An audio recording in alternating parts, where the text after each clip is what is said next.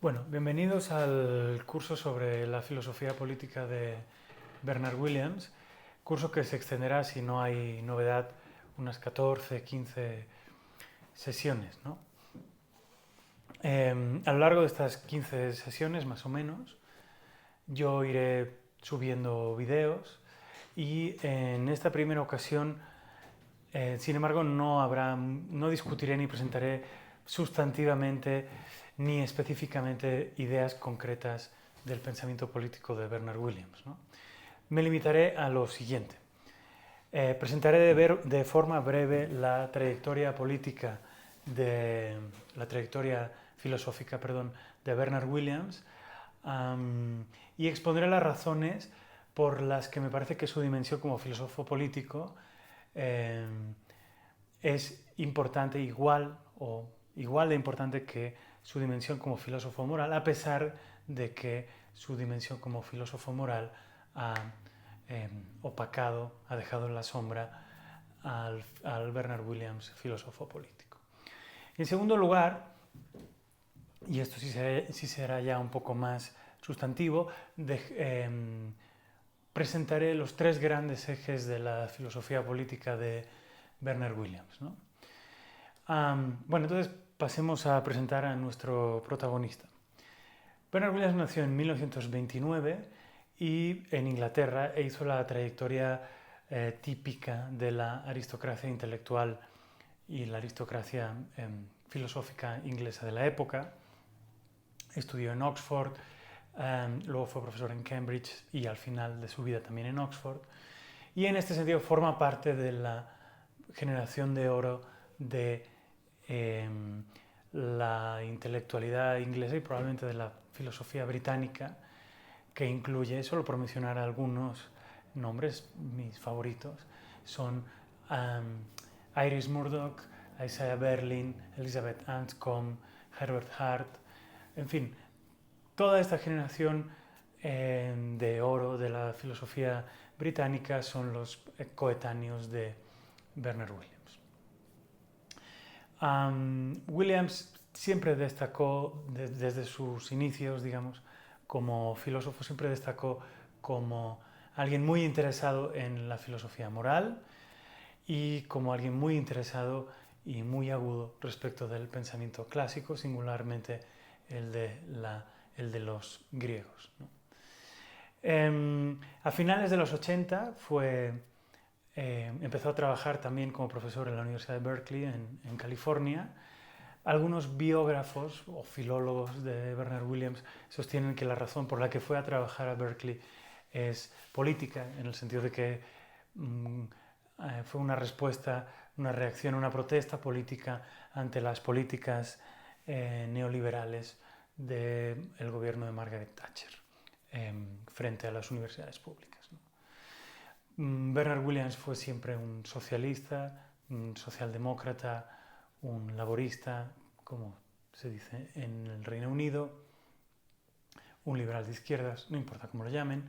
En cualquier caso, fue siempre alguien partidario de tener un estado del bienestar más bien robusto, y las políticas de Thatcher contra las universidades públicas probablemente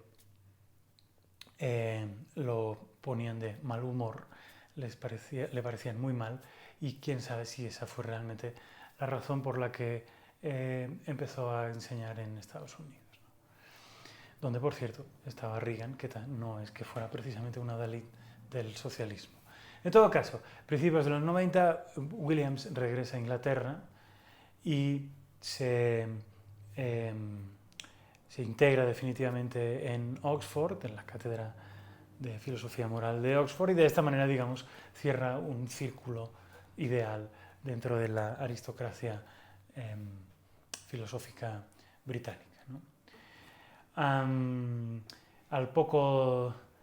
Relativamente poco tiempo después de jubilarse, de retirarse, muere en 2003 a la edad de 74 años, no sé si los había cumplido, y muere en Roma. El hecho de que muera en Roma, estaba en un viaje, el hecho de que muera en Roma, en este viaje, según su viuda, Patricia Williams es significativo dado el interés que tenía Williams en los clásicos, ¿no? Hasta el punto de que en uno de los prefacios que abre uno de los libros póstumos de Bernard Williams, escrito el prefacio por Patricia Williams, su viuda, dice que habiendo sido Williams un filósofo con un interés permanente en la civilización clásica, fue quizás apropiado que Bernard muriera en Roma.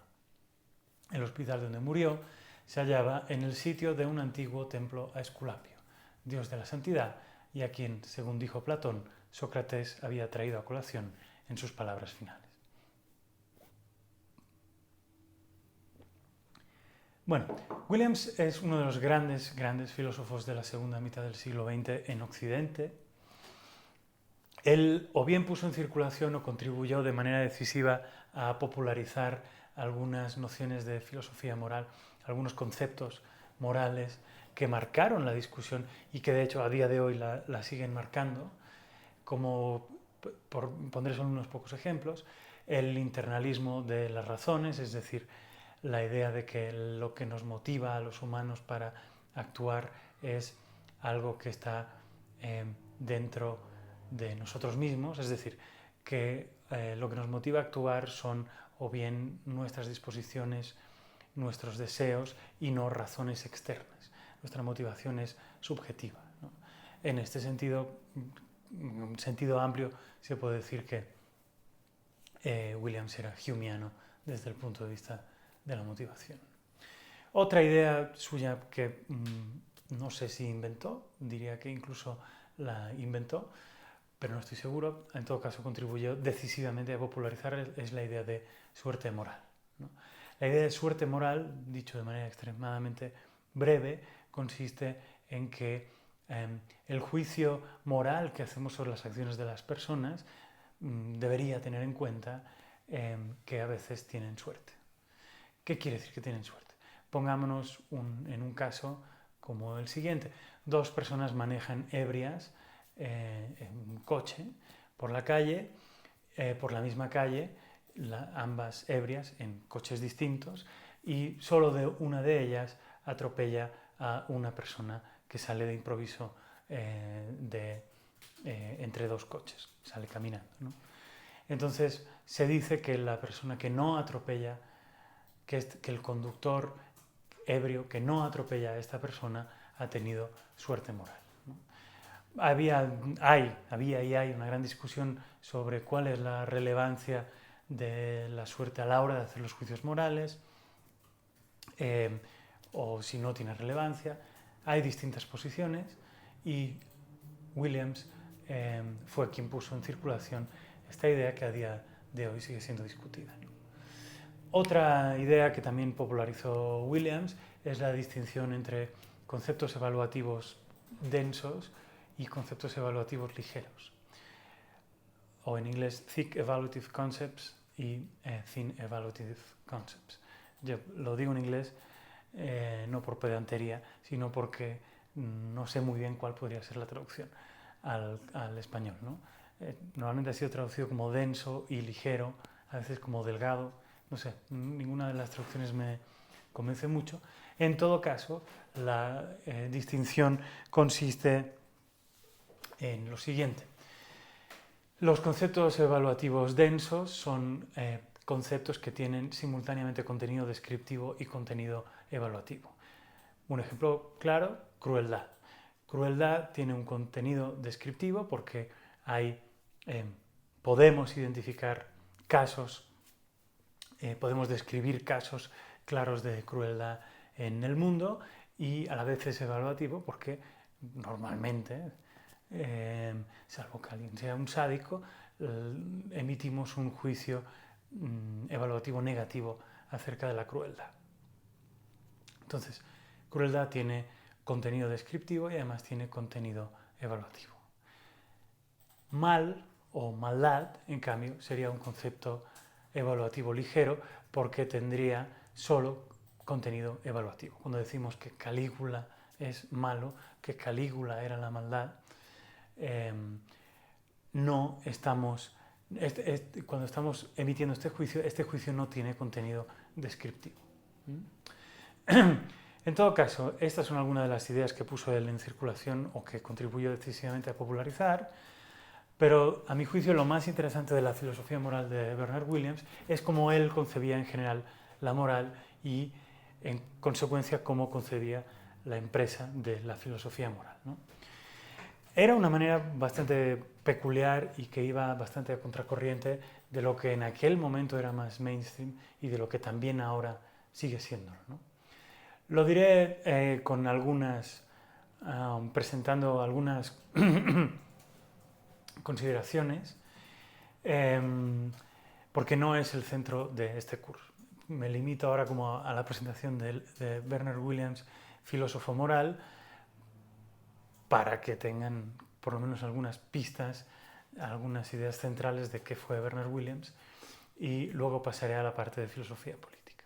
En todo caso, las ideas centrales de Bernard Williams como filósofo moral eran las siguientes, ¿no? Williams creía que en el fondo nuestras convicciones morales profundas se parecían más a las del pensamiento clásico ético, singularmente al pensamiento griego, y menos a la manera como el pensamiento post-ilustrado entendía la moral, ¿sí? Contraponía, él creía que nosotros tenemos convicciones morales profundas y que vivimos, al menos nosotros, en una época post-ilustrada en que nuestros conceptos, pensamientos morales son básicamente heredados de la Ilustración, de la Revolución Francesa, si quieren poner una fecha más exacta, y él creía que nuestras convicciones morales profundas, a pesar de que vivimos en una época posterior a la Ilustración, se parecen más o son más afines al pensamiento ético de la época antigua, de la época de los clásicos, singularmente la de los griegos, ¿no? Y la razón por la cual él pensaba esto era muy complicado, digamos, había varias, ¿no? Pero la razón al menos por la que él creía que el pensamiento post-ilustrado en materia moral no recogía bien o no reflejaba bien o no representaba bien nuestras convicciones morales más profundas, es porque ya sea en sus expresiones kantianas o neokantianas, o ya sea en sus expresiones utilitaristas, el pensamiento postilustrado forma parte de lo que Williams denominaba el sistema de moralidad. Es decir, la idea de que la moral podía y debía ser codificada en un sistema. A Williams esto le parecía completamente extraño a la naturaleza de la moral y creía que la vida moral no podía ser codificada en ninguna teoría moral, no podía ser codificada en ningún sistema, porque nuestra vida moral o ética es básicamente desordenada, es básicamente caótica, es básicamente conflictiva, es básicamente tensa. En la medida en que esto es lo que quiere decir ser agentes morales, es decir, tener conflictos morales, desorden moral, pluralidad moral que no puede ser armonizada, él creía que las teorías morales, los sistemas morales, la moralidad entendida como un sistema, no podía capturar esta naturaleza caótica de nuestra vida moral, ¿no? Y en la medida en que no podía capturar esta naturaleza caótica, creía que lo que hacían las teorías kantianas, neokantianas y las utilitaristas era falsear nuestra vida moral. Daban una idea equívoca, confusa de nuestra idea, de nuestra vida moral. A diferencia, según Williams, de los griegos. Los griegos no pensaban en la codificación, en la sistematización de nuestra vida moral. Y es en este libro, que esta es su traducción en español de 1993, la traducción es de unos años después, pero el original es del 93, Vergüenza y necesidad, donde Williams, como dice aquí, recupera algunos conceptos morales de la Grecia antigua y que creía que reflejaban mejor nuestra vida moral, ¿no? esta cierta caoticidad de nuestra vida moral, esta imposibilidad de ordenar de forma armónica nuestros valores morales, nuestras consideraciones morales. Otro rasgo interesante de cómo concebía Bernard Williams la moral y la filosofía moral es que, y este es importante retenerlo, porque este sí va a tener una función indirecta, pero muy relevante a la hora de dar cuenta de la filosofía política de Bernard Williams, era que él creía que las obligaciones morales no necesariamente nos daban las razones más fuertes para actuar o tomar decisiones. El pensamiento posilustrado, repito, teorías kantianas, neokantianas, utilitaristas, colocó la moral en el centro de nuestra vida práctica. Más que en el centro, si uno concibe si uno concibe nuestra vida práctica como una pirámide, según Williams, los utilitaristas, los kantianos, neokantianos, colocarían en lo más alto de la pirámide la moral, singularmente las obligaciones morales. De manera tal que cuando tenemos una obligación moral, esto vence a cualquier otro tipo de consideración práctica.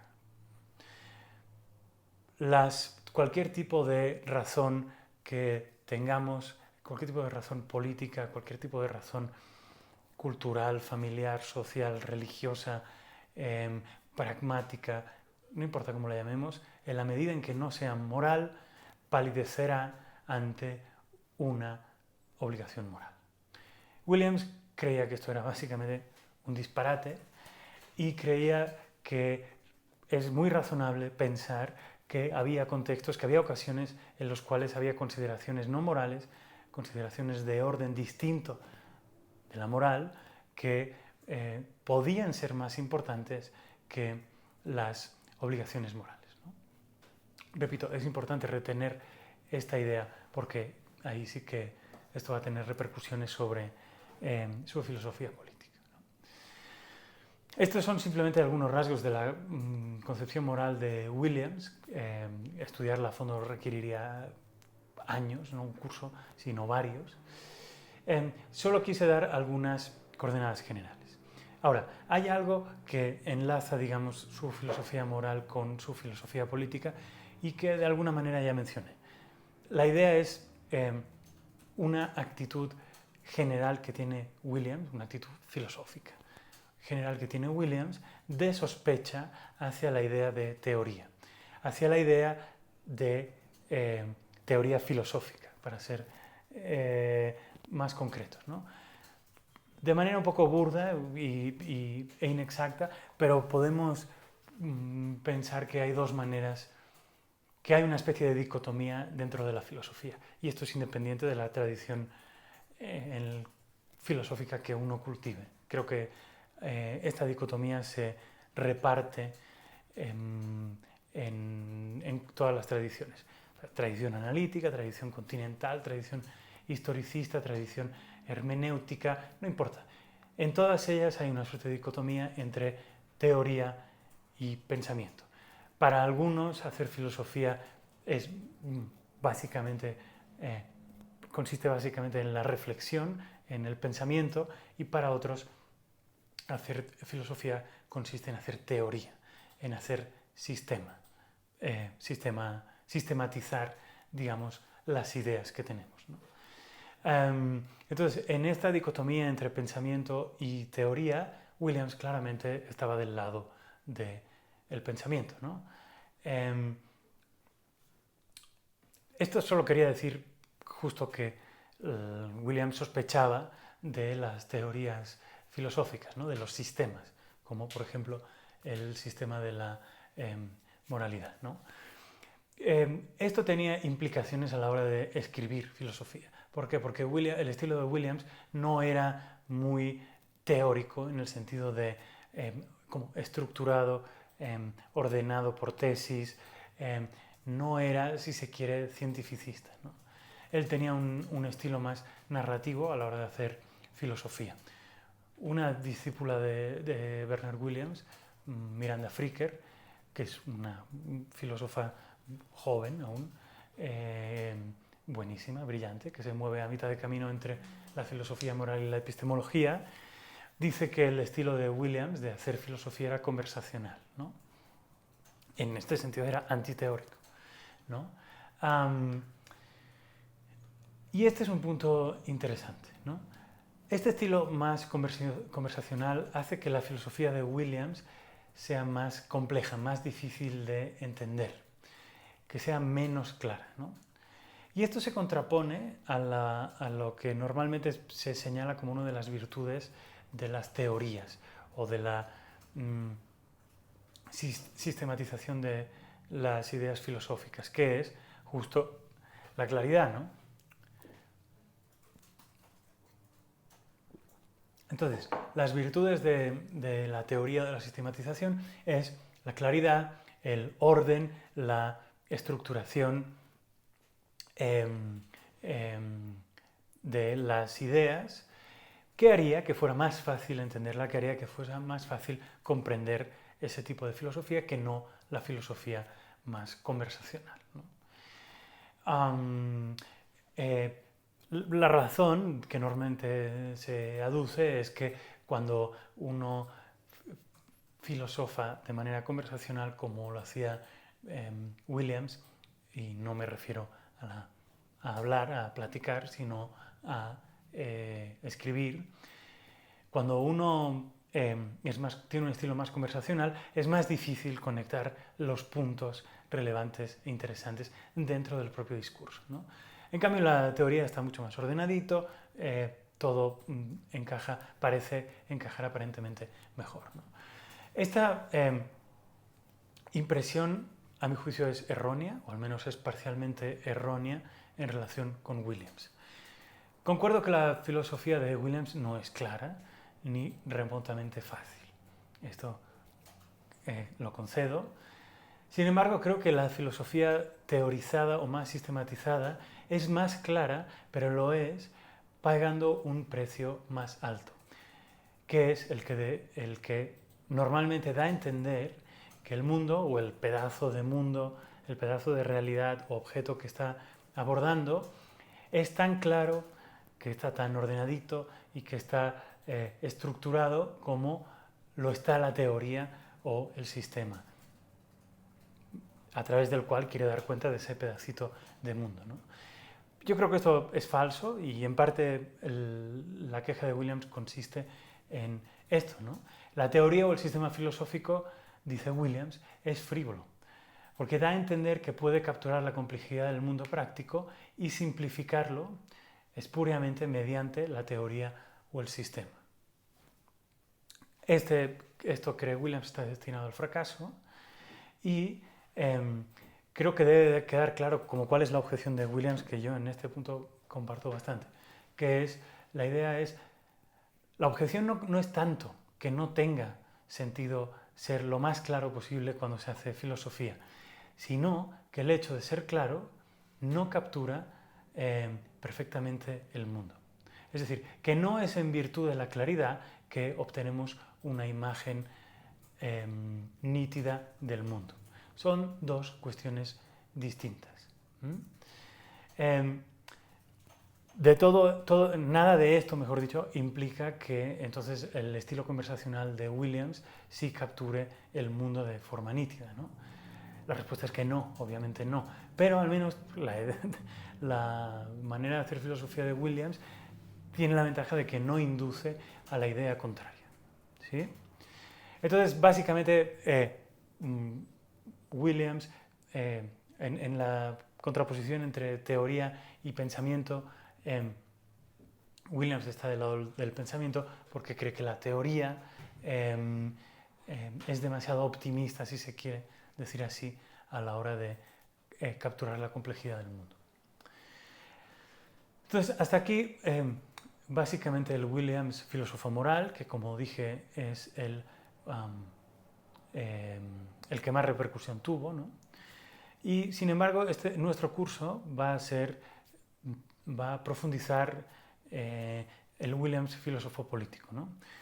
Como dije, el Williams filósofo político queda opacado históricamente por el Williams filósofo moral.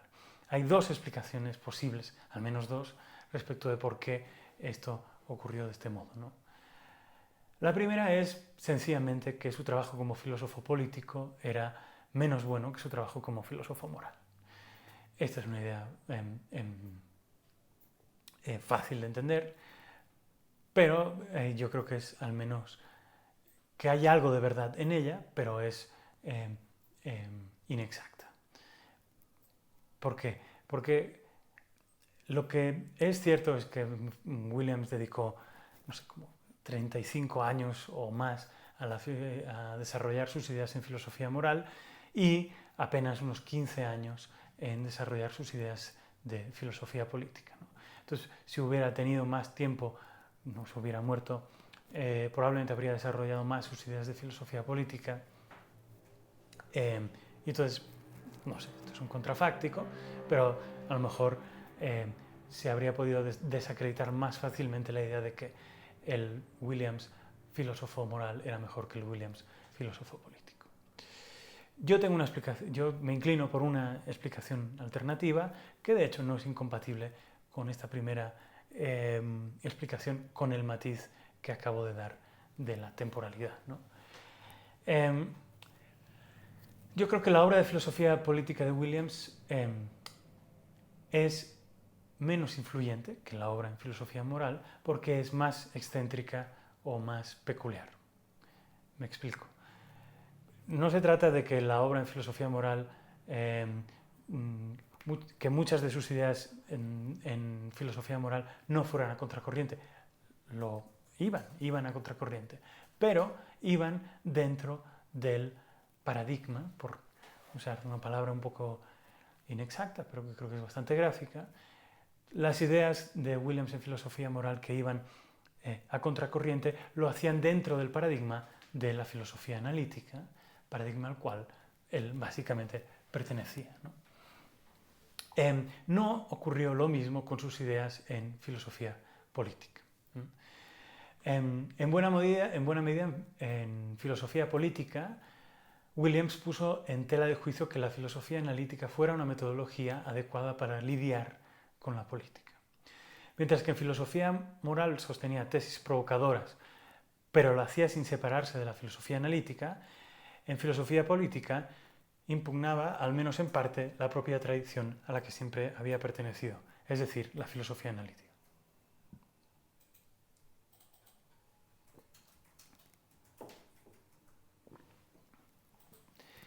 Los escritos de filosofía política coinciden, por lo demás, en el tiempo, con lo que él denominó en una entrevista que le hicieron a principios de los 90 con su giro historicista. Es decir, él mismo admitió que había un giro historicista en su manera de hacer filosofía, que coincide en el tiempo con el momento a partir del cual él empieza a escribir consistentemente sobre filosofía política, ¿no? Yo creo que esta es la razón principal por la que el trabajo de Williams como filósofo político fue más ignorado que su trabajo como filósofo moral. En un sentido, pasó a hablar un lenguaje distinto, un lenguaje al cual sus colegas analíticos, sus amigos de siempre, por llamarlo de una manera un poco tonta, no solo no estaban acostumbrados a ese lenguaje, sino que consideraban que ese era un lenguaje impreciso, confuso y poco interesante, ¿no? Bueno, ¿cuáles eran las condiciones de verdad del lenguaje historicista? Digo, me estoy imaginando en la cabeza de un filósofo analítico de la época que le pregunta a Williams algo así, ¿no? Entonces, básicamente, Williams empezó a hablar un lenguaje parcialmente distinto que a través del cual era difícil comunicarse con sus colegas de toda la vida. Esta es una parte de la explicación. La otra parte es que, bueno, en un sentido lo que estaba haciendo Williams era buscar interlocutores nuevos, ¿no? Dentro de la tradición más historicista, ¿no? Y lo cierto es que los filósofos historicistas no le hicieron mucho caso tampoco, ¿no? Entonces, básicamente tenemos un cuadro como el siguiente. los filósofos analíticos no se tomaron muy en serio el giro historicista de Williams y como consecuencia tampoco se tomaron muy en serio la filosofía política de Williams porque estaba marcada por este giro historicista, y los que Williams quería que fueran sus nuevos interlocutores, o que también fueran sus interlocutores, los filósofos y políticos de tradición historicista, no se lo tomaron muy en serio porque probablemente pensaban que si tú te has formado y has hecho filosofía analítica durante 40 años, es francamente difícil que luego puedas pensar genuinamente en términos historicistas, ¿no? Entonces, los filósofos analíticos pensaron que había una suerte de traición metodológica y los filósofos historicistas pensaron que había una condena metodológica, ¿no? Entonces, ya fuera por traición, ya fuera por condena, parece que ninguno de los dos se lo tomó muy en serio, ¿no? O que al menos no se lo tomó muy en serio mientras Williams estuvo vivo.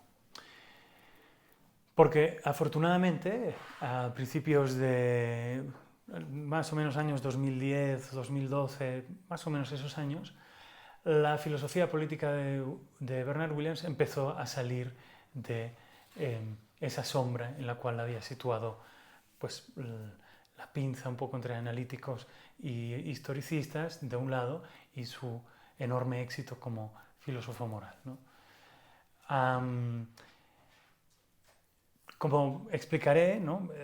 Daré ahora, al hablar de los ejes de la filosofía política y en las próximas sesiones, daré cuenta de la idea del realismo político, ¿no? Que es uno de los ejes principales de la filosofía política de Bernard Williams, ¿no? Como decía, a principios de los años 2010-2012, el realismo político, que es una tradición venerable, como se dice, de los ancianos, que nace básicamente, digo, esto estoy hablando muy con brocha gorda, pero nace básicamente con Tucídides y sus narraciones de las guerras del Peloponeso, pasa por Maquiavelo, o por lo menos por cierta interpretación del Príncipe de Maquiavelo, y también pasa por Hobbes, o por lo menos por cierta interpretación del Leviatán de Hobbes, y Williams como que pretende tirar de esa tradición, ¿no? El realismo político lo veremos en sesiones, en próximas sesiones, pero básicamente es la idea de que lo único que cuenta en política es el poder. Y cómo se consigue el poder es algo en lo que no figuran las restricciones morales, ¿no? También es algo inexacto como descripción, pero creo que se aproxima a la versión más cruel del realismo político.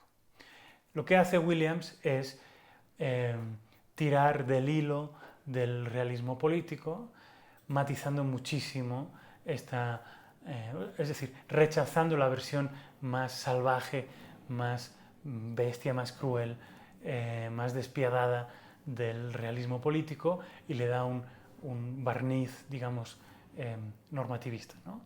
Esto lo hace en este libro póstumo que se titula En el principio era la acción, que en inglés se tituló In the beginning was the deed, que en realidad es una línea, una frase de Goethe.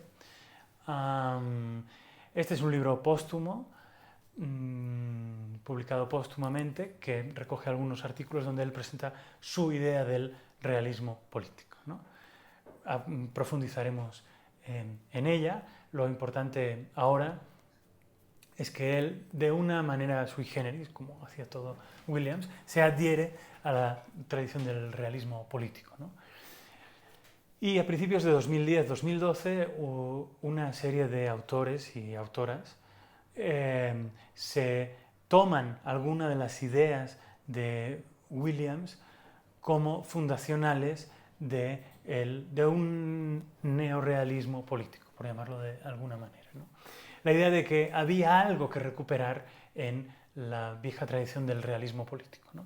Y eso que había que recuperar estaba al menos fundamentado en lo que sostenía Williams en este libro, ¿no? Entonces, se recupera, ¿no?, un poco el realismo político a través de las ideas de Bernard Williams, ¿no? Entonces, el Bernard Williams, filósofo político, sale un poco de la sombra a la que le había sometido diversas circunstancias que ya mencioné. A pesar de eso, Williams sigue sin estar en el centro de la discusión en filosofía política.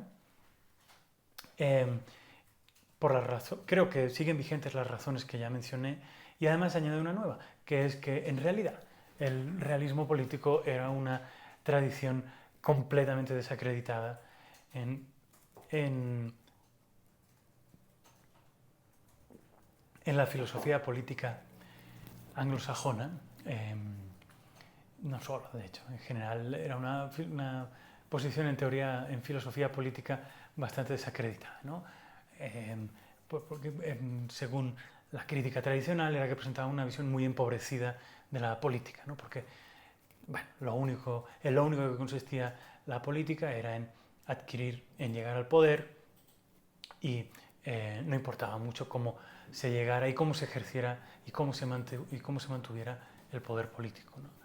Entonces, era una posición muy desacreditada, muy pobre, considerada muy implausible, ¿no? Williams la intenta renovar, ¿no? Y consigue, ¿no?, llamar la atención de algunos filósofos políticos y filósofas políticas contemporáneos, pero no hasta el punto de volverla una posición central, ¿no? Entonces ha ganado un poco más de notoriedad respecto de la que tenía cuando Williams aún estaba vivo, pero su filosofía política sigue ocupando un lugar más bien marginal, ¿no? Bueno, ahora presentaré a grandes rasgos los tres grandes ejes de la filosofía política de Bernard Williams. Antes de esto quiero mencionar que la relación de Williams con la política es curiosa, porque antes de ser objeto de reflexión filosófica, Williams tuvo una relación práctica con la política. ¿En qué sentido de práctica? En el sentido de que formó parte de varias comisiones gubernamentales y parlamentarias que el Parlamento le pidió a Williams que presidiera y que participara en comisiones que tenían que legislar acerca de la educación, ¿no?, los currícula de la educación, acerca de cómo se debía regular las apuestas, cómo había que regular la censura y la obscenidad en el marco de la pornografía, cómo había que regular también en materia de justicia social, etcétera, etcétera, ¿no? Él decía en broma que él conocía todos los grandes vicios porque había regulado las apuestas, en la pornografía, la obscenidad, la censura, etcétera. Entonces él tenía una visión, una trayectoria peculiar en su relación con la política, porque las pocas ocasiones en que los filósofos son llamados a participar en comisiones gubernamentales encargadas de regular asuntos, lo son en virtud de que antes han hecho toda una carrera de filosofía política reflexionando sobre algunos asuntos, ¿no? Bueno, Bernard Williams hizo el trayecto inverso. Primero participó legislando, regulando, y más tarde no fue sino cuando empezó a hacer filosofía política, ¿no?, a escribir consistentemente sobre filosofía política. No sé qué tanto influyó, si es que influyó, esta primera relación práctica con la política que tuvo Bernard Williams. Sea como sea, los grandes ejes de la filosofía política de Bernard Williams son los siguientes, ¿no?, y ahora los mencionaré sin profundizar mucho en demasiado de ellos, porque en eso justo consiste el curso. Bueno, un primer eje podemos decir que tendría naturaleza metodológica y que ya mencioné un poco en algún sentido, ¿no? Y es la sospecha que tenía Williams de que la filosofía analítica no era metodológicamente adecuada em, para hablar, para lidiar filosóficamente con la filosofía política, ¿no? El segundo eje lo podríamos denominar de manera muy flexible conceptual, ¿no? Y que es un ataque al moralismo político al mismo tiempo que una defensa del realismo político, porque lo que está en disputa es el concepto o la categoría de lo político. Ahora diré algo más sobre esto. Y el tercer gran eje, a mi juicio, de la filosofía política, el eje general, digamos, es en buena medida normativo, que es una defensa, yo denominaré una defensa relativista del liberalismo político. Hay una suerte de cuarto eje que es como una especie de, yo lo llamo una ghost track, ¿no? Como una canción fantasma del disco, que no suele figurar en los cánones de la obra de filosofía política de Bernard Williams, ¿no?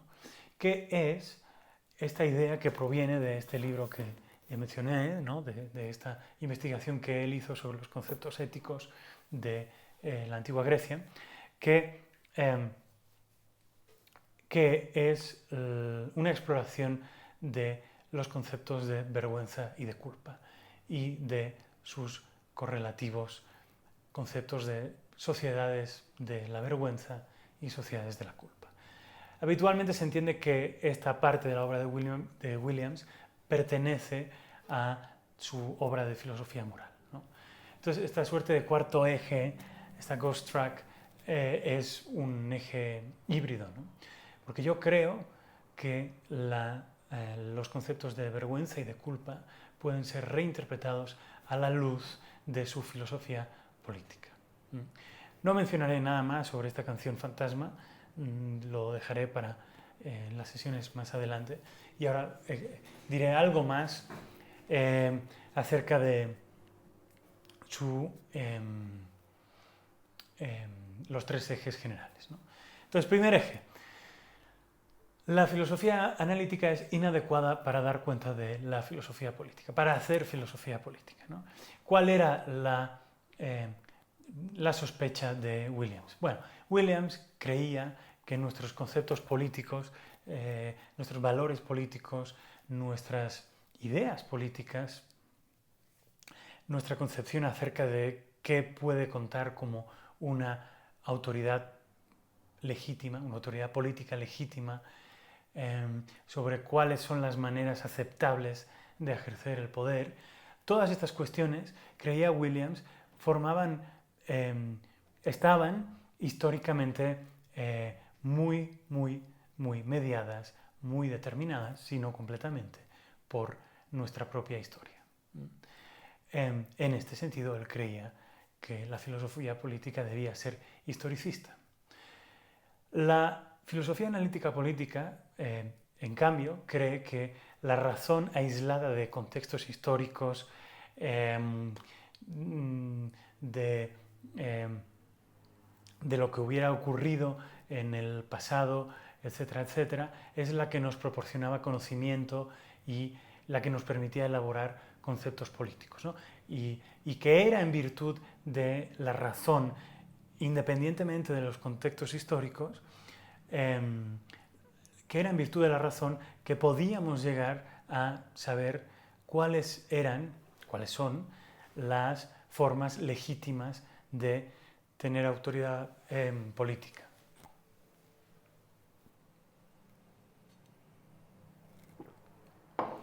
La crítica de Williams, entonces, es básicamente que la filosofía política analítica carecía de perspectiva histórica, ¿no? Y que esto distorsionaba enormemente la categoría de lo político, ¿no? Lo político es una categoría histórica y todos los conceptos que descienden de lo político y que están derivados de lo político la autoridad legítima, las formas aceptables de ejercer el poder, etcétera, etcétera, eran en consecuencia también categorías históricas, ¿no? Aquí la crítica, y esto me sirve para enlazar con el segundo eje, la crítica estaba dirigida sobre todo a teorías como las de John Rawls, ¿no? La teoría de la justicia de John Rawls en particular, no tanto el liberalismo político, ¿no? Aunque también, de hecho, también cree Williams que se aplica, probablemente con graduaciones, con intensidades distintas, pero básicamente su crítica se aplica tanto a la teoría de la justicia como al liberalismo político, en el sentido de que el liberalismo político era algo más sensible a las circunstancias históricas de lo que lo era la teoría de la justicia. Pero en cualquiera de los dos casos, toda la fuerza que tenía la filosofía política de Rawls provenía no de un razonamiento historicista, sino de un razonamiento, digámoslo así, neokantiano, cosa que por otro lado Rawls nunca negó. Entonces este es primer eje, rechazo de parcial, porque veremos, yo aquí lo presento de manera un poco más provocadora, pero en realidad el rechazo es básicamente parcial, ¿no? No hay un rechazo frontal y absoluto a la filosofía analítica, lo cual, por cierto, es una señal de que los historicistas desconfiaban del giro historicista de Williams porque creían que no podía renunciar completamente a la filosofía analítica. Bueno, pues probablemente tenían algo de razón, ¿no? Lo cual tenían algo de razón en el sentido de que probablemente era el caso, que Williams no podía renunciar del todo. No tenían razón en que entonces dejase de ser interesante la filosofía política de Williams. Segundo eje. Lo que está en disputa en el segundo eje es básicamente conceptual, que tiene que ver con cómo vamos a entender la categoría de lo político, ¿no? El moralismo político, el representante más conspicuo y probablemente el más agudo del moralismo político, Rawls, consideraba que la autoridad política lo es en la medida en que tiene algunas restricciones morales, ¿no?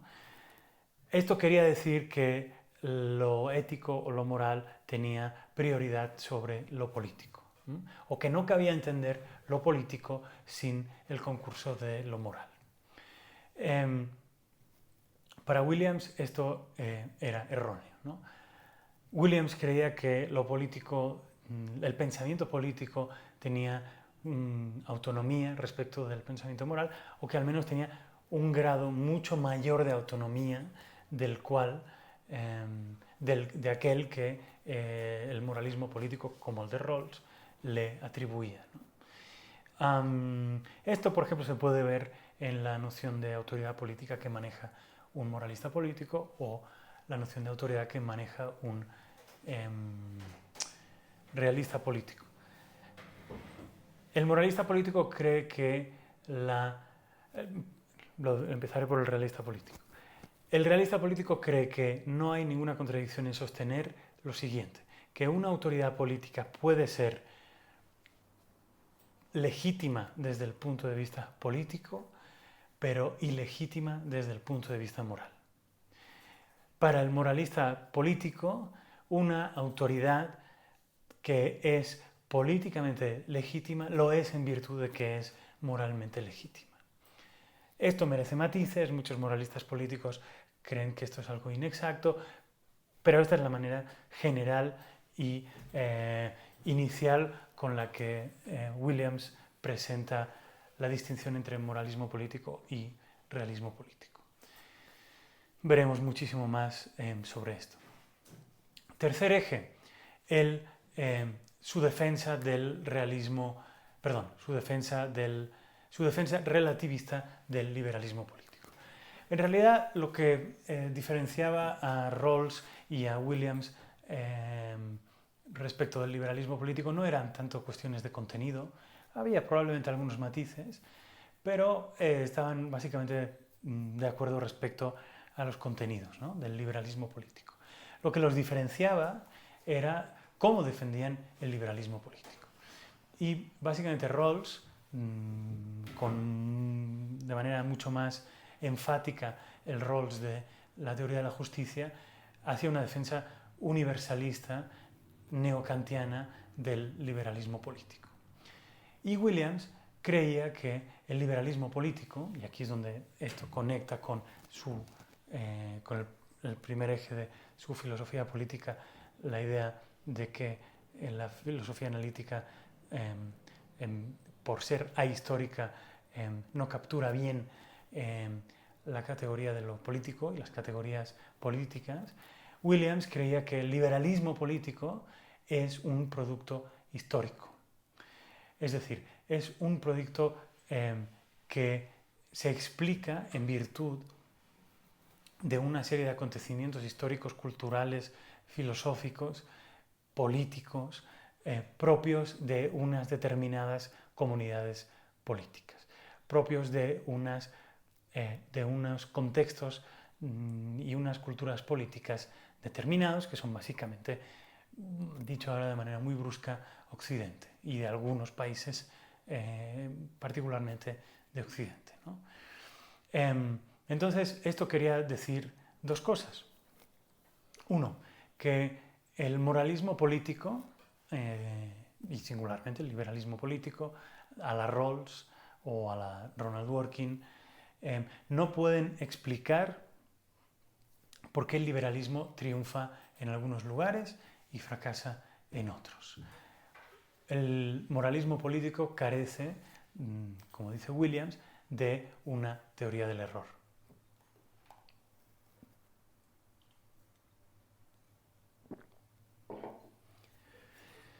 Carece de una teoría del error porque no puede explicar por qué fracasa en algunos lugares y en otros no.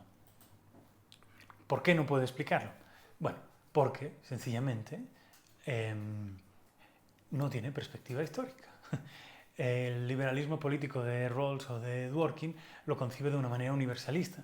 Por lo tanto, cree que la razón aislada en condiciones ideales, como dice Rawls, haciendo este experimento constructivista, ¿no?, del velo de la ignorancia y de la posición original, la razón aislada así debería poder ser capaz de llegar a la conclusión de que el liberalismo político es la única manera de dar legitimidad a la autoridad política, ¿no?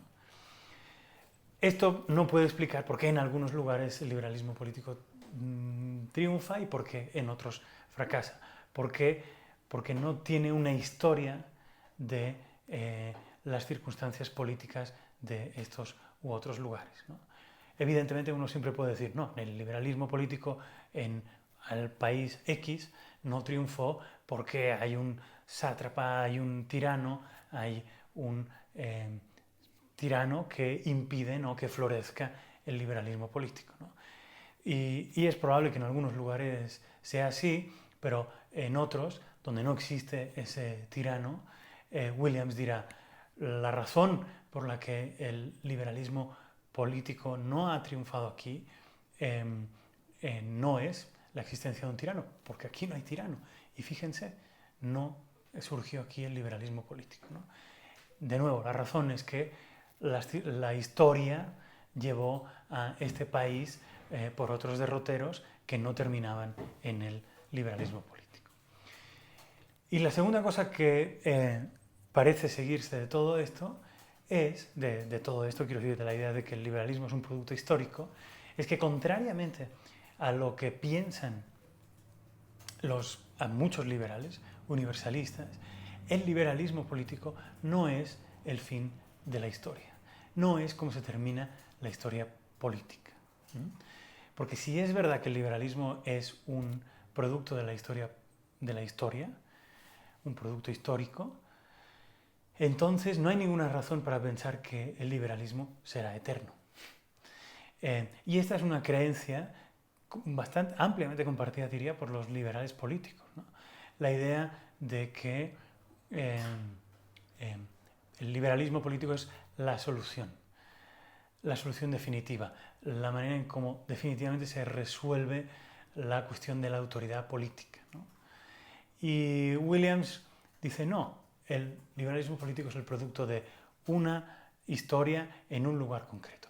Aquí y ahora el liberalismo, aquí y ahora, se supone en Inglaterra, al menos, el liberalismo político nos parece la única manera aceptable de que una autoridad política sea una autoridad legítima. Pero esto no fue siempre así y no tiene por qué ser así en el futuro, ¿no? Entonces, esto desmentiría también esta creencia universalista neocantiana de Rawls, ¿no?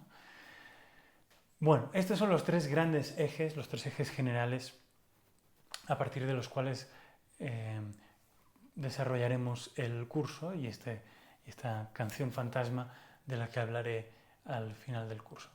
Así que bienvenidos al curso y la próxima semana ya empezaremos a discutir sobre la noción de realismo político de Bernard Williams. Muchas gracias.